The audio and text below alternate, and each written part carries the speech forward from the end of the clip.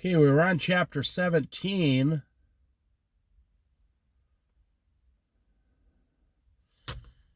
And it's funny because we left off at verse 14. Proverbs 17:14.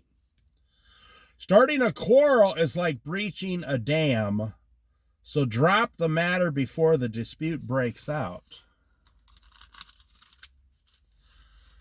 And it's Christmas Eve here. And this older lady came out in this Cadillac. Oh, man, this Cadillac was nice. Even I'd like to have this old Cadillac. It was a sweet Cadillac. And she was coming out of one of the richer parts of the coast here. And I was going down the road, luckily about 15 miles an hour. Now, it was in town. It wasn't, we were the only two people there. And she come out of her driveway, boom, right in front of me, and then realized I was sitting there because I had completely stopped, come to a stop. Now listen, God's provision, who knows if I would have been there 5 seconds earlier, she might have plowed into me. But I'm a good driver. I notice everything around me. That's the deal about good driving.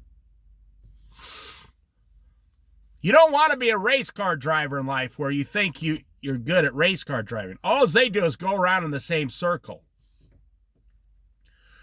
You want to be an aware driver. You notice everything before it happens around you. So listen. Got to turn the page back. Starting a quarrel is like breaching a dam. So what would an average person's natural response be? Because I didn't know who was in the car. It had tinted windows, and I'm telling you, this is a sweet old Cadillac. I had a couple Cadillacs when I was younger. You pay $500 for them back in the 1980s. Used ones. But they were good. They were nice cars. Believe me, best $500 you ever spent on this earth. And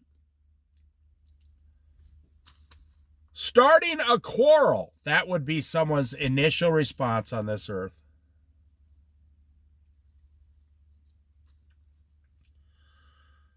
Drop the matter before the dispute breaks out. So I sat there. And this old lady, she's over 70 years old. She rolls down her window. Well, her electric window. This lady was definitely out of my class. She was about 8 levels above me. And I smile and motion for her to go ahead and pull out. You might as well finish. You're already out, But I wasn't angry, I don't get angry. I don't care if it's January 10th or Christmas Eve. I don't care what it is. A lot of anger going on right now. I was listening to the preachers, and, they're talking about the number one problem in today's society is anger, stress, and fear. They said Christians and non-Christians are full of anger, stress, and fear. That's not a fun way to live. I mean, I wouldn't want to live that way. I don't live that way. So this lady, she puts on the old lady smile, and she comes around. And she goes, sorry, I didn't see, she said, no, sorry, I didn't look. I said, ma'am, Merry Christmas. And we're sitting there, Classic mint condition Cadillac, and I'm in my old, $1,500 vehicle. I'm like, ma'am, are you having a good Christmas? She said, well, thank you very much. I said, oh, don't worry about it. It's no big deal. And she says, well, thank you. And then I told her that I'm going to stay in my house tonight so Santa Claus doesn't run me over. I started harassing her a little bit. And she started laughing. She said, yeah, you got to watch out for that guy. And I wished her Merry Christmas. She wished me a Merry Christmas. Everything was fine. You see, you can start, and then once the dam breaches, this usually doesn't happen in the United States, but you see in other countries, they have earthquakes, and because their dams aren't really built that great, 50 years ago, or not really up to standards, or in other countries, a volcano or floods, and it starts with a crack, and then when it breaches, or any of you who know are in construction, and you're tearing something down, that thing will hang on there for one or two nails, and then once you get rid of those last couple nails, the whole entire structure collapses. Well, that's what the Lord is saying. So what happens if I would have yelled, hey, old lady, watch where you're going, man. You almost ran into me. I'm way more important, Then what would have happened was you would have made an enemy for life. You would have ruined her entire day. You might have ruined the next, her New Year's. You might have ruined, she might have been really upset. She might have been afraid to go out of the house after that. So you have to train yourself in advance. That's why they have dam inspectors, bridge inspectors. You ever been at a bridge and you see some guy in an outfit walking around, orange suit, looking at the structure, looking at everything? He's not doing anything except looking and writing stuff down. That's all he's doing. He's an expert in what does this bridge need so it doesn't collapse? What does this dam need so it won't collapse? Verse 15. Acquitting the guilty and condemning the innocent, the Lord detests them both. Acquitting the guilty. Joe Biden just, now I don't usually get political here, and I don't really care one way or another. Joe Biden just took 36 of the 38 federal officials off death row. I mean, it even surprised some Democrats, not officials, but criminals. So, there's 38 or 36, one of the two, federal death row inmates.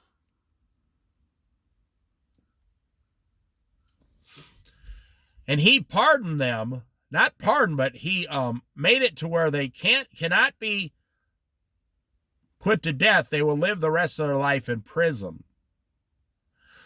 Now listen very carefully. I want to show you something.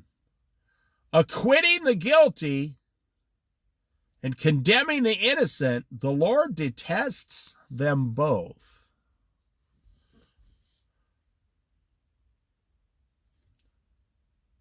Joe Biden just acquitted his son. His son was going to spend a couple years in prison, they say. And because it was his son, he acquitted him, even though he was guilty. He lied on he bought a gun, and he bought a gun and he lied on the form. Now, if I were to lie on a form to buy a gun, I would spend 18 months in jail. Because I'm a nobody. Now, don't get me wrong. I'm not jealous or nothing. And I think a lot of people I personally believe a lot of people in jail shouldn't be in jail. They should be in halfway houses, getting the help and skills they need to come back out into society. But that costs billions of dollars, so it's a lot cheaper just to keep them in jail. Now, here's the second thing I want to show you. What is man's standard? Now, Joe Biden acquits those federal death row inmates and all the families.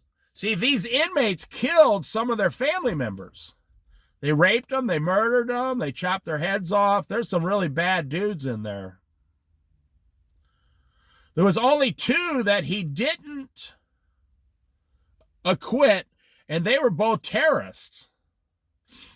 Well, wait a minute. So are you acquitting them because...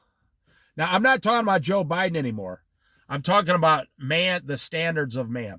Are you acquitting them because you don't like the death row penalty? Or are you acquitting them because you look at each one, on a basis of what the crime was, even though every single one of them were murderers?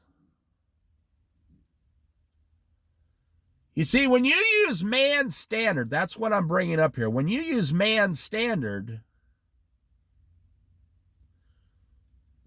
you will always fail. When you use God's standard, acquitting the guilty, the Lord detests. He hates it. This is what I like about the Lord. The Lord, L-O-R-D, Jesus Christ. Lord, what do you think about acquitting the guilty? And he would say, I hate that. I hate it with a passion. I like how the Lord is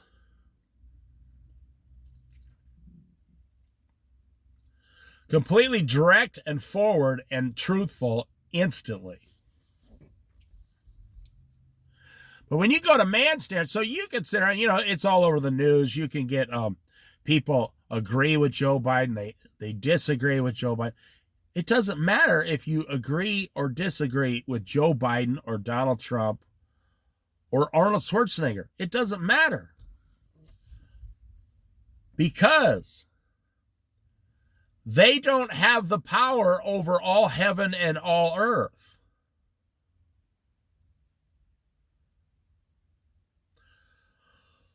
I said that to someone once. It was a fellow Christian trying to tell me what to do, trying to control me. I said, when did you become the Messiah? And they looked at me. They said, I'm not Jesus. What are you talking about? I said, well, you're trying to control me, and only he has the right to control me. And they backed right down. They said, you're right. They said, I was trying to I said, you're trying to take God's job. It's God's job to control his servants. But what do we do in the churches today? We try to control the guy in the pew next to us. We all try to control each other. You try to control your wife, your children. Your wife's trying to control you or your children, or maybe your wife's trying to control her younger sister.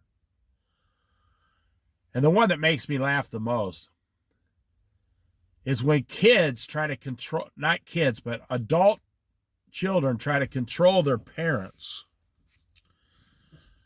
Down here at the Saishla River, and I just saw something amazing that I rarely ever see. I rarely see it. I just saw 2 20-year-olds home from college. They walked down here and were standing, I don't know, about 50 yards away, looking at the river. Now, this was incredible. You don't see young people just standing like that. And they walked all the way down here on purpose. Maybe they were born and raised here. I don't know who they were, but they were standing there. And they just spent 20 minutes looking at the river. Not talking, just quietly looking at the river like they were born and raised here. Or they've caught salmon here. You could tell they were home from college for the Christmas thing. And they were like, man, I miss this river. Man, I was so happy to see that, see young people like that. So you're trying to take the job of God. You see, it's your job as a Christian. Now, let me tell you, your job as a Christian is supposed to be 100 times easier than you are making it. I've said this many times in these Bible studies. It's not your job to control anyone. It's your job to introduce Jesus to them. Now, do you know it's not your job to help them grow in Jesus? No, because you're not a minister. You're not a pastor. You're not, a rabbi, a believing rabbi. No. That's your minister's job at the church. You see, everybody has their position, and 95% of Christians, their job is to just tell everyone about Jesus around them. Say, you got to look for opportunities when someone comes to you, says, oh, I got this problem, blah, blah, blah. Then you say, well, here's what I do. And then you tell them what you do with Jesus and say, would you like to be introduced to Jesus Christ? Now, most of the time, 80% of the time, they're going to say, well, no. It's not your job to save them. I knew a guy once who kept track of all the people he saved. Boy, that is totally against the Bible. You can't save anyone. Only Jesus Christ can do that. So for you to take credit, this guy has said, I've saved like 29 people so far in my life. I say, do you truly believe that? He said, yeah. This was years ago. I said, well, you're lying to yourself or you're mistaken because you can't save anyone. He was one of those guys who called himself, I'm not making this up. I'm not making this up. He thought he was a super apostle and possibly a prophet. That's what he believed about himself because he was all jacked up on Christianity and the power of Christianity. He was like Peter would run ahead of Jesus and try to do the miracles. Lord, I got this one. Do you think it's ever going to go good for you if you tell the Lord, wait here, Lord, I'll take care of this myself? But that's what most people do every single day in their lives. Acquitting the guilty and condemning the innocent, the Lord detests them both. Now, the innocent in this story would be the families, the victims of those death row inmates, the victims. And you say, now, I'm telling you what, everyone out there, they think God is some loving, God is all about love. You're thinking of stupid earthly love. God is love, but he's not all about, God will come and destroy you faster than you can imagine. People say, well, God would never, doesn't the Bible say thou shalt not kill? Yeah, for man, don't kill each other. God can kill anyone he wants. He's God. And if you think, go to the Old Testament. He told Moses to command the people, tell the people, if they do this, and this, take them to the edge of the town, and everybody must stone them to death immediately, so nobody else will start sinning and breaking the law and stealing and killing and harming each other. If that person killed someone, take them out of town. And so now you should go back to the Old Testament or you just look up on Google. What are all the things that you could be stoned to death for in the Old Testament on the Bible? Oh, it'll blow your mind. You can be stoned to death for some of the smallest things. I mean, small compared to today's society. The Bible teaches justice must be quick. You know, these people are on death row for 20 years.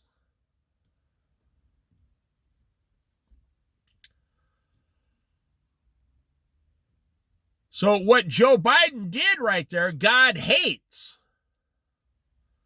And I just proved it.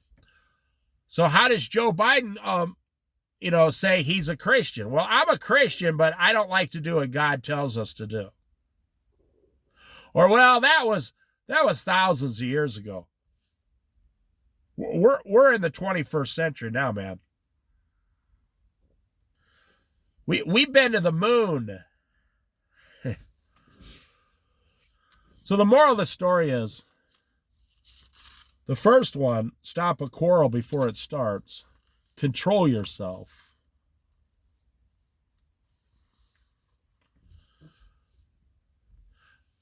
Control yourself.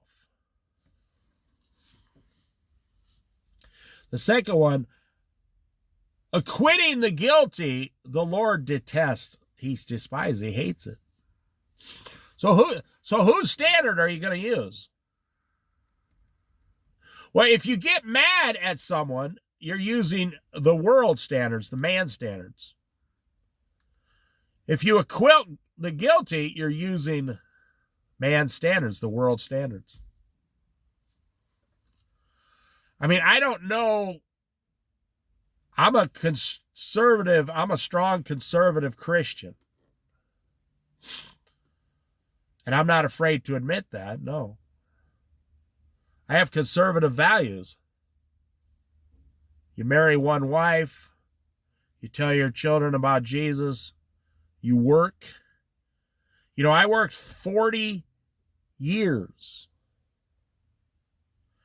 No, I mean 45. I worked 45 years in one form or another. People say, how come you're not working now? I say, well, because I don't need the money. I spend my time doing the Jesus stuff. I don't need the money.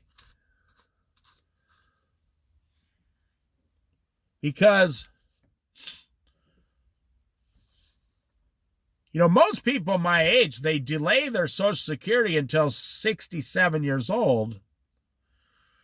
And they go out from 62 to 67 and try to make 30,000 or 40,000 a year, which I could do easily, yes. It's only $20 an hour.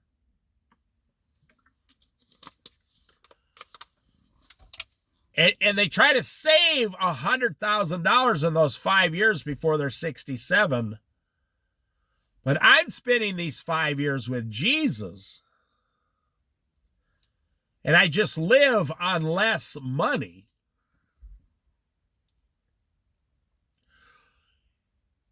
If you look at man's standards, you're never going to achieve.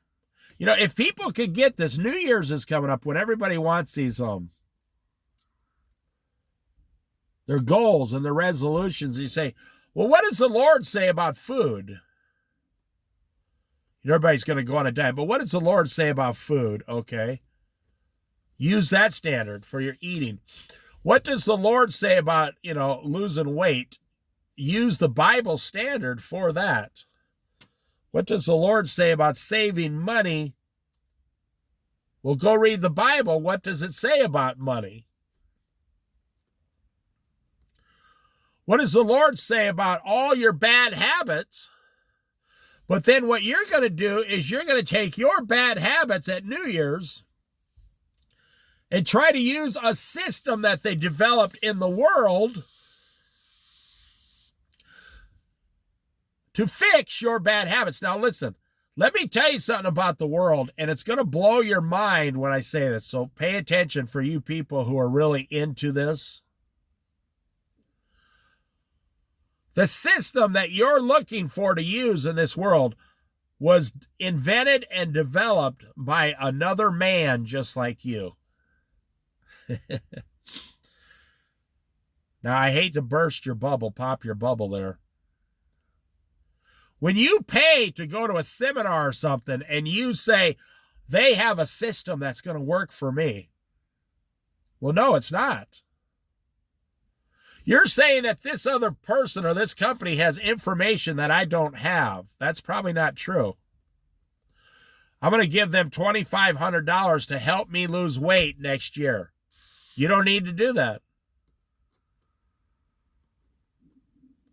You should just hire a drill sergeant. Go over to a drill sergeant's house when he's off work and say, I'll give you $2,500 this year to get me in shape. You'll be in shape in like 6 months. You're looking for a system that was developed by another man. It's like when women wear makeup. What does the Bible say about makeup and adorning the outwardness of yourself? It says don't do it. I'm watching a seal right here. Oh, it's so cute. There's a seal. You know, they don't have legs. They just got fins. So to go across the docks, they have to push themselves forward, wiggling. And this thing was wiggling all the way down the docks and then jumped into the water. What is God's standard for the subject you're trying to, or for the item you're trying to better in your life? For the area in your life, pick 3 areas or 4 areas next year to better in your life and say, what does God say about these 3 or 4 areas? What is the way he does it? How does he do it? And then you'll be successful if you just repeat what God teaches. But otherwise, you're just going to a bunch of other men. You're just going to a bunch of other men. You know, when you go to drug counseling, do you know that about 80% of the counselors used to be on drugs? Now, there's 2 schools of thought here. You can go to a counselor who's been on drugs before, and they can tell you how to get off drugs, and they understand because they did it and all this. You say, but are you off drugs? They say, well, not 100% because I still take drugs once in a while, even though I'm a counselor. And it happens more than you realize. Or the other school of thought is, you can go to someone who's never been on drugs. There's that seal. I'll show you right down here. There it is right there. You can go to someone who's never been on drugs to get help about not taking drugs.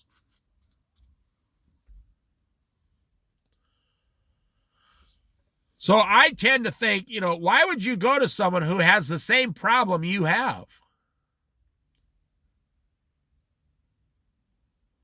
It's a very good question. And there are people out there that say, only a drug counselor can help people on drugs. You have to have had the problem. That's like only a rapist can help another guy stop raping people. And I don't mean to sound crude. I mean to sound truthful. That's what they're saying. Only another bank robber can teach you how to stop robbing banks. Only another fat guy can teach you how to stop being fat. Doesn't make sense. You know, and with those in mind, guess what? Guess what you're doing? You know, every problem you've ever had, Jesus has never had. So why do we go to Jesus to be repaired if he's never had any of these problems? You say, well, I can't go to Jesus because he's never been on drugs. How can Jesus help us if he has never once sinned himself? But on earth, they say, oh, you have to go to a sinner to be cured of sinning. You have to go to a drug counselor to be cured of drugs. You have to go to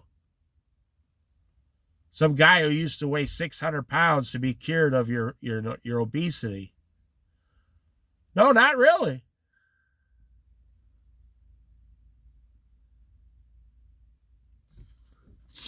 We go to Jesus, and he's never had any of these problems. Why should fools have money in hand to buy wisdom when they are not able to understand it? This has happened to me a few times this year, about 4 or 5 times this year. This has happened to me 4 or 5 times this year. Someone asked me a question, and I gave them the answer, and they didn't understand what I was talking about. And it was Christian stuff, and I tried to explain it to them. They were not a Christian, by the way. I said, oh, this person doesn't understand anything I'm saying. Where does understanding come from? From fear of the Lord. They never started a relationship. They don't have fear of the Lord. They never started a relationship with Jesus. They don't have fear of the Lord. If you knew that if you died in your sleep, you'd be in hell for all eternity, wouldn't you accept Jesus before you went to sleep? I know I would. You know, why should fools, those are unbelievers, have money in hand to buy wisdom? Well, they're not really talking about money in this instance, because you can't buy wisdom. It's really, why should God give them wisdom when they can't understand it? When they are not able to understand it. And I'm not bragging, I've been doing this for, 50 years, but the thing I was talking about was the most basic thing. And they didn't understand it. Now, this happened to 3 or 4 or 5 people this year, and I was like, oh, they're not even understanding what I'm saying.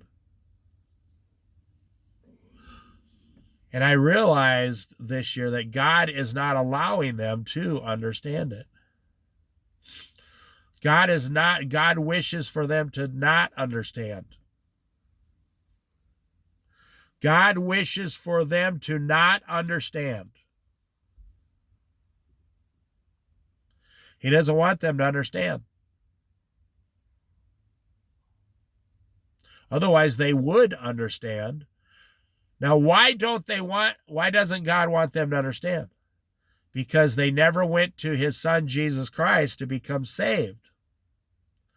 They never took care of step number 1, so he's not going to let them understand wisdom.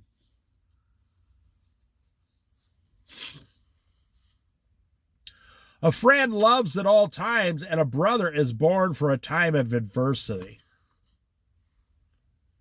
Boy, that's true. I have 2 brothers. Man, oh man, oh man. That verse rings true in our family, at least.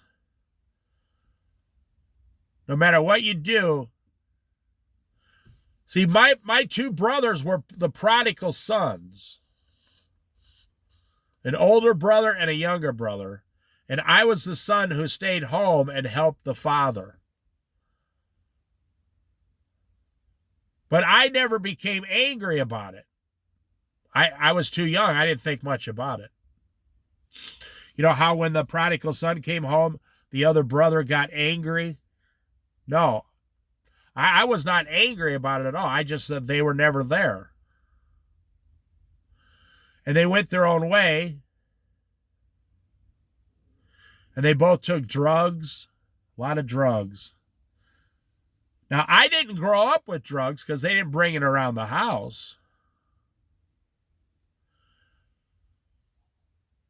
But, I watched them argue and scream and yell at, my dad, my parents, my mom. I'm telling you, I grew up. I got things that happened to me you guys just don't know about. I don't usually bring it up. I mean, I've had to chase them out of the house before with a shotgun. True story. I had to bring a shotgun out of my room and chase them out of the house. Because that's how drugged out they were. Now, the one brother is dead today. He died of a fentanyl overdose at age 47. True story, about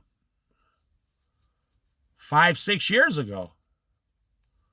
He never did get help. He just went down. He spent from age 15 to 47 just going downhill. And no matter what you told him, he wouldn't get help. And he grew up in a Christian household. I've told you this story before. He called me 2 days before he died and accepted Jesus Christ.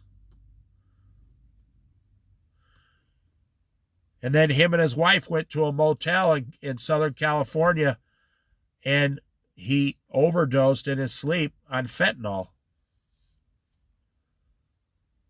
Yep.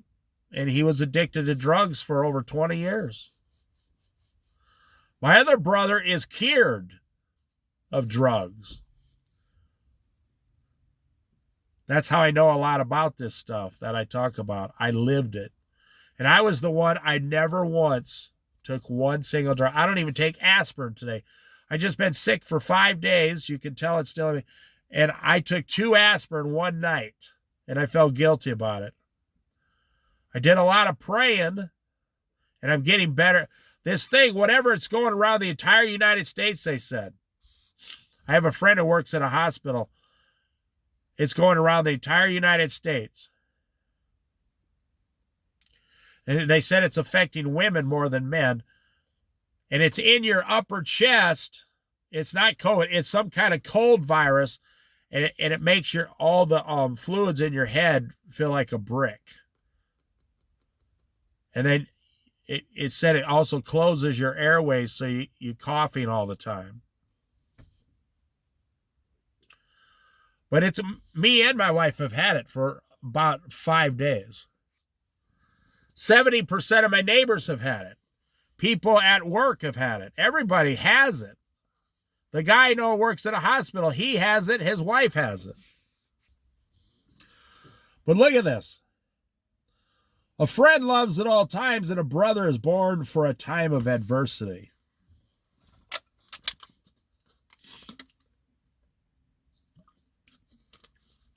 Now, I love both my brothers, and they might even say that they love me too. I don't know, but you got to wonder if they even know what love is. I mean, that's a long... Now, I'm not saying anything out of school. We've had these conversations for 40 years.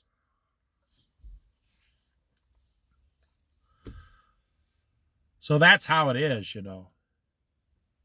It doesn't make me sad or nothing. No. I have the ability to look at a person that's in the process of completely destroying their entire life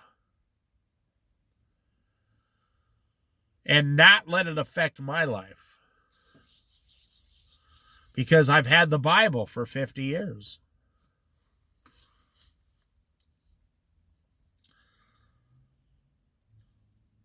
One who has no sense shakes hands in pledge and puts up security for a neighbor.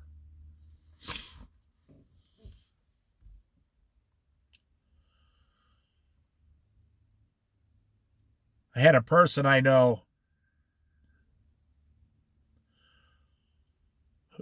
is like 75 years old, and they got sick.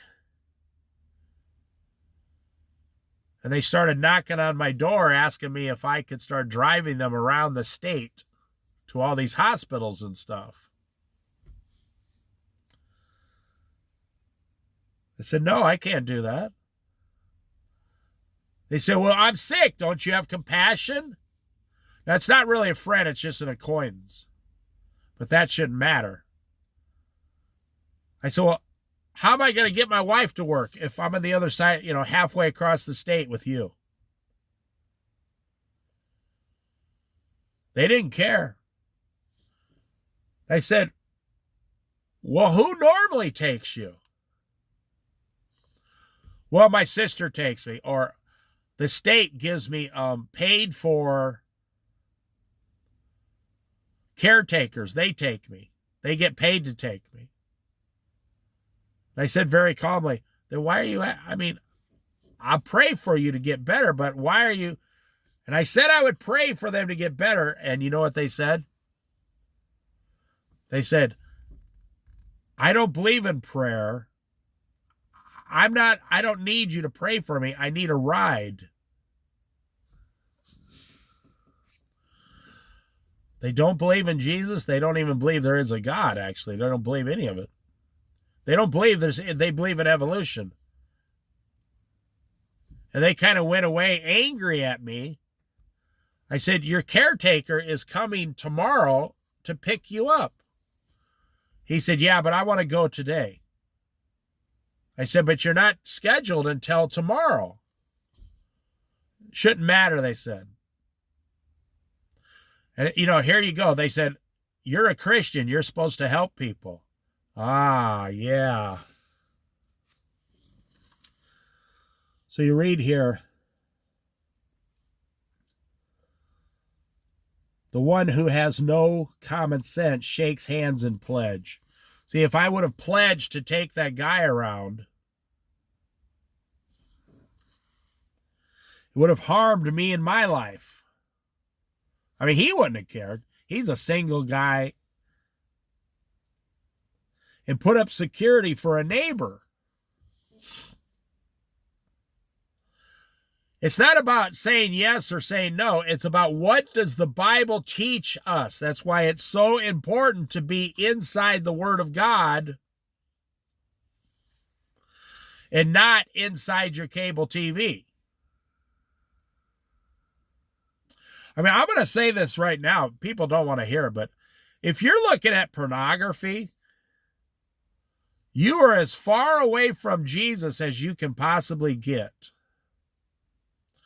So if you're a Christian out there, and maybe I'll tell you because nobody else will, if you're a Christian and you look at pornography once in a while,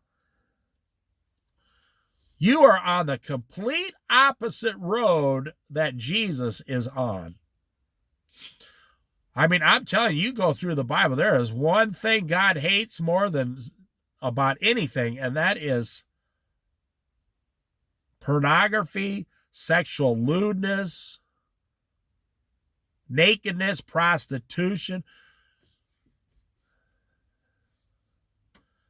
So if you're a Christian looking at pornography, just look at the Old Testament, all the things God says about sex with Moses. Do not sleep with this person, this. It goes on and on and on and on.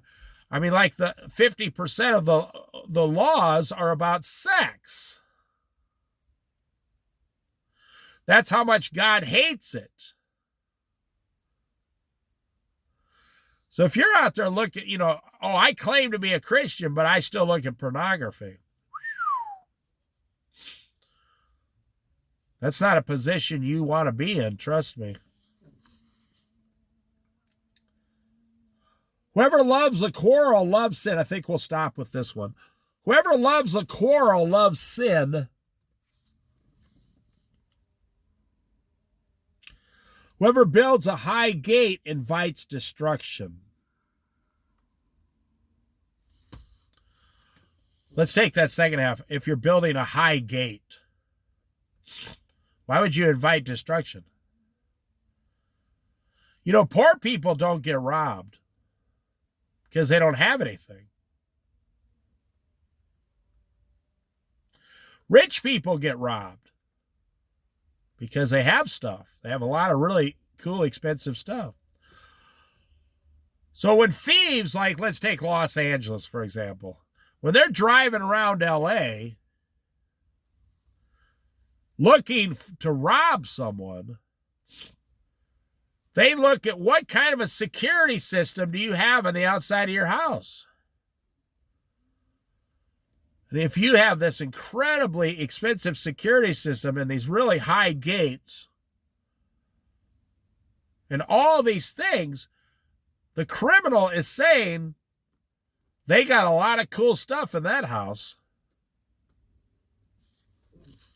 and you make yourself a target, is what I'm saying.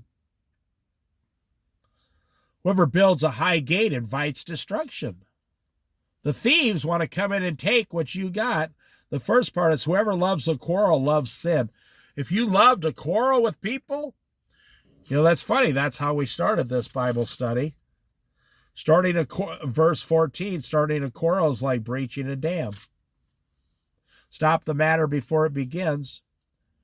And we're ending with verse 19, whoever loves a quarrel loves sin. If you want to quarrel, you love sin. You like quarreling. You like causing trouble. I mean, I know people like this. You say, good morning. They say, what's so good about it?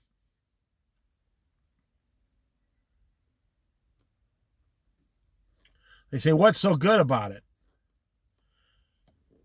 You say, would you like lunch? Oh, I don't know. How's your life going? Well, not very good. The government's controlling everything, about as bad as you can get, man.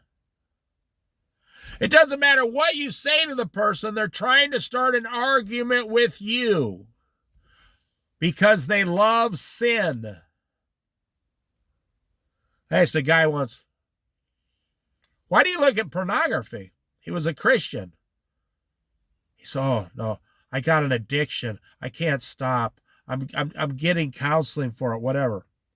And I'm not making fun of him. I said, do you ever think that you just like looking at it? You love looking at it? It gives you pleasure? Oh, he didn't want... No, it doesn't. No, it doesn't. But that's not true. The Bible says here, whoever loves something loves sin. You love doing it. It's not just quarreling. It's anything. Anything you do out there, pornography. Why do you spend all your credit card money? Because you love it. When people can come, this is a good place to end this Bible study. When people can come to, why do you walk into a casino and throw your money away in a machine?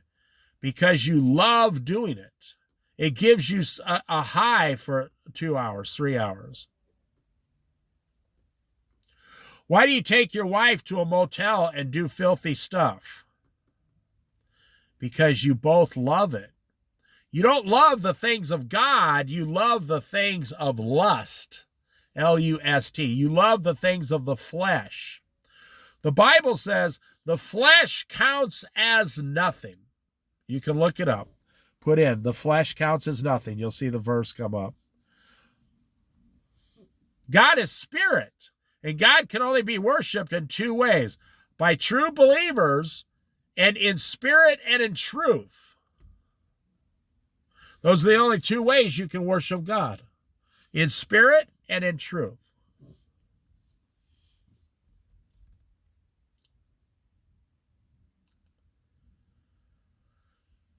See, why do we do these things? Why is man acting this way? And why did that man act this way before Noah's Ark came?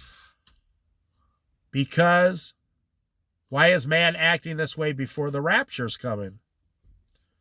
Because we love it. You like sinning. You say, well, going out to dinner is not a sin. Well, not according to the Bible. The Bible says anyone who misuses their body is sinning. Overeating, gluttony, drinking. Okay, then the Bible says anyone who misuses the money God gave them is sinning. Now, I'm not up here on my high horse.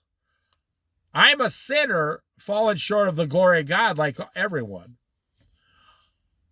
But I'm not going to lie to you to make yourself make you feel better, make myself feel better. Why do we do it? And I'll tell you why. And if you can understand this, and I'm going to close the Bible now. There, you can hear it. If you can get this in your life in 2025, right away in January, it'll change the rest of your life. Why do you do an activity, no matter what it is, that's a self-destructing activity? Why? Why do you do something that's self-destructive? And when you can finally admit, because I enjoy it. You know, the Bible talks about enjoying sin, like a glass of wine. It says wine sparkles in the glass, but in the end, it bites, down inside. It kills you. In the end, it'll kill you. The cells in your body were not created to have wine flowing over them and going through them all the time. Alcohol was not created to have alcohol and large amounts of alcohol, large amounts of sugar. You know where they get alcohol is really through fermented sugars. A grape is a form of a sugar. Now check this out. Do you know that is why you're not supposed to have a lot of sugar? Because a lot of sugars actually create an alcoholic type thing. And when you're one of these people that eat a lot of candy bars and sugar donuts, all whatever, cake, and then it goes in and it, stops your system and stuffs you up. And, overdosing on sugar every day is really like a poisonous thing in your body. Okay, so what does the Bible say why we continue to do it? Why you continue to do it? Because, your body and your stomach hates sugar and flour. It hates sugar and it hates flour. Especially today's processed white bleach flour. So why do we do it? Because your tongue, the taste buds, love it. You're allowing your tongue to control your whole body. Your tongue loves the taste of sugar. You love it. Why do you get drunk? When you know you're going to wake up feeling sick the next day. And you're going to take some time off your life. Because your head loves getting drunk. It's like you're high and you're floating and you feel good and you love it. I worked in a restaurant and this guy would come in and I'm not a professional bartender. If you told me to name 5 drinks right now, I probably couldn't do it. So I was in the restaurant as the manager. And this guy would come in the afternoon.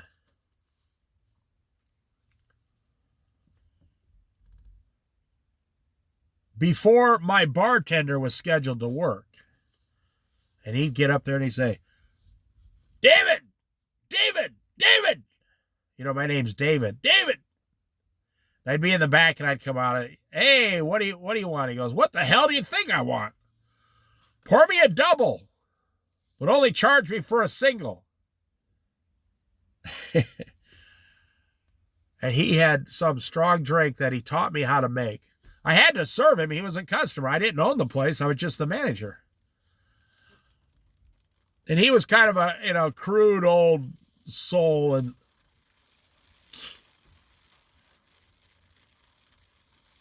so I'd put that double there on some ice. He said, put a little more in there. I'd put a little more in there. I says, he would take that drink and take a sip and make a groaning noise. He go, oh, yeah, okay, all right, I'm okay now.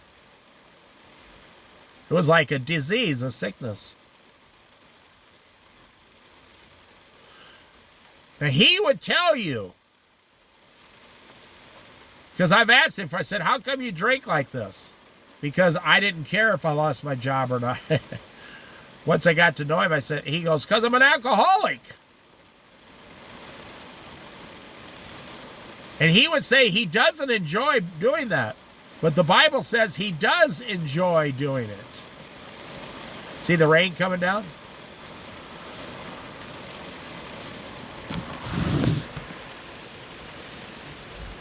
So if you can understand next year, take your 2 or 3 worst problems that you have right now and say to yourself, why am I overeating? And if you add in the truth, what part of overeating do I enjoy? What part of overeating do I enjoy? That's when you'll be able to heal yourself and stop overeating. What part of looking at, filthy pornography do I enjoy? What part of spending all my money do I enjoy? And I'm telling you something very profound. It works with every single person. You can never fail. If you can enjoy exercise as much as you now enjoy overeating, then you'll never be overweight again. If you can you see, some people wake up and say, I enjoy eating salads more than I enjoy anything else. And they truly enjoy their favorite food is salads and vegetables. Those people are never fat. They hardly ever get sick. Some guy who says, I enjoy eating a big fat steak every day. They're always overweight and they always get sick. If you could say, I enjoy looking at pornography, well, then if you say, no, I'm going to replace that. Now listen, I'm going to replace that with enjoying pleasing God more. I'm going to get my enjoyment out of pleasing God and not looking at that filthy smut. It works with everything. You've heard of the opposites, like a magnet. You flip the magnet over and they'll stick together. You flip one over the other way and they won't stick together. Well, if you want this stuff in your life to stop sticking to your life, then you got to turn it over like the magnet and become the opposite, like the positive side. And you have to train yourself. So you can't just stop eating junk food. You have to replace it with something. So you replace it with healthy foods. You replace your smutty behavior with, I used to walk into a bar once in a while when I was 20 years old. And I didn't, my favorite drink was milk. I'm not joking, just good old vitamin D milk, especially in the Midwest. And I'd walk in and my friends would order all these drinks. I said, I would like a nice tall glass of ice milk. And the waitress looked at me. Said, seriously? I said, that's my favorite drink, milk. And she laughed. She says, that is so sweet. I've never seen that before. This guy wants and she yelled, this guy wants a glass of milk. And she got out the milk that they make the other drinks with. She poured me a glass of tall milk and charged me like $2. And people would come along and say, what are you drinking? What do you got there? And I say, it's a glass of milk with ice in it. You're drinking milk in a bar. They just couldn't believe it. But milk is I don't like alcohol. I think the stuff sucks. But I do like milk. So you see, or hot tea with honey. If you can get the thing that's destroying you and replace it with the thing that's always going to build you up and please God. build you up and please God first, then you're never going to have to worry about that other stuff ever again.